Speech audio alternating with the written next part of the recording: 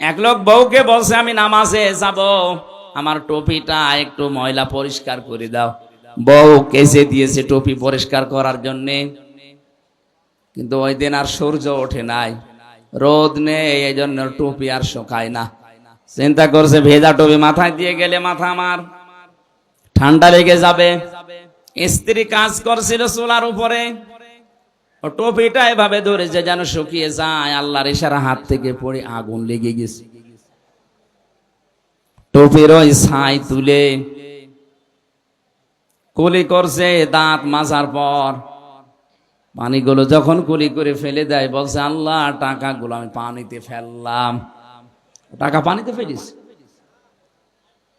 ওয়ালা তানসা নাসিবাকা মিনাদ দুনিয়া, আল্লাহ পাক বলেন হ্যাঁ তোমার নিজের অংশ ভুলে যেও না।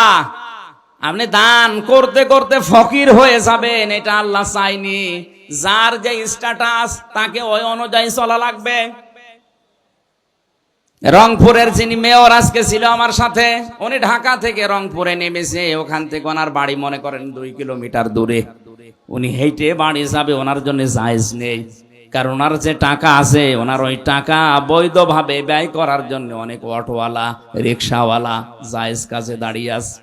তাদেরকে 50টা টাকা দিয়ে আপনি বাড়ি পর্যন্ত যান, ওর ওই 50 টাকা দিয়ে ওর ব্যবসা ওর সংসার চালাবে, আর আপনি এখান থেকে 50 টাকা ওকে দিয়ে আপনি সঠিকভাবে বাড়ি পৌঁছাতে পারবেন। এখন যদি বলেন না আমি হেঁটে বাড়ি যাব, আপনার জন্য জায়েজ নেই। হেঁটে বাড়ি যাওয়া জায়েজ আছে তার জন্য যার কাছে কিছু নেই। ওয়ালা তানসা নাসিবাকা মিনাদ দুনিয়া, দুনিয়ার যে অংশ এইটা পেতে আপনি ভুল করবেন না, এটা আপনি সঠিকভাবে চালান। তাহলে এখান থেকে শিক্ষা কি? যার যে স্ট্যাটাস, যার যে যোগ্যতা, যার যে জায়গা, ওই জায়গায় সে যেন সঠিকভাবে চলে। আমি আমির হামজা, আমারে আল্লাহ যা দিয়েছে, আমার বাবারে যা দিয়েছে, আমি যদি এখন 20 টাকা গজের কাপড় পরি আমার জন্য জায়েজ নেই। আমার পরা লাগবে কমপক্ষে 250, 300, 500 টাকার গজের কাপড়, কারণ ওই যোগ্যতা আল্লাহ আমারে এখন দিয়েছে। কথা বলেন না কেন? এমনও ধনী মানুষ আছে 25 টাকা গজের কাপড় কিয়ামতের আগ পর্যন্ত পরবে। কৃপণ হওয়া যাবে না। যে সম্পদ আল্লাহ দিয়েছে, যে অংশ দুনিয়ায় দিয়েছে, ওইটা আপনি ভোগ করতে পারেন জায়েজ ভাবে, কোনো অসুবিধা নেই।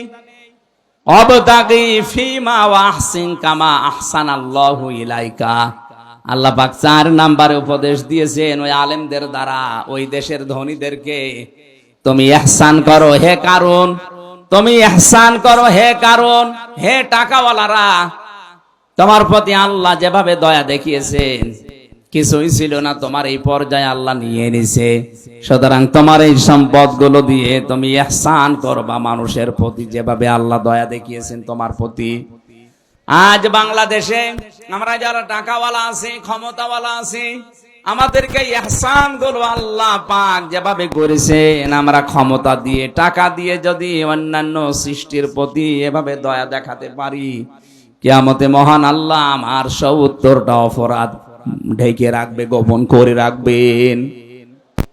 এই সুযোগটা আল্লাহ টাকাওয়ালাদের, সম্পদওয়ালাদের এবং ক্ষমতাওয়ালাদের দিয়েছেন। এটা পেলে আপনি একেবারে মন মতো যা ইচ্ছা তাই করবেন না। যারা বিভিন্ন দায়িত্বে আছেন, সম্পদের, ক্ষমতার, বিভিন্ন পাওয়ারের এই জায়গায় আপনি থেকে মানুষের প্রতি ইহসান করে নিজের প্রতি ইহসান আল্লাহর তরফ থেকে বাড়িয়ে নেন, এটা সুযোগ আছে। একটা মানুষের অপরাধ যদি আপনি জানা শোনার পরেও যেভাবে হোক গোপন করে তারে বাঁচিয়ে দিতে পারেন, মহান আল্লাহ কিয়ামতে আপনার 70টা দোষ গোপন করে বাঁচিয়ে দেবেন। বলেন আমিন।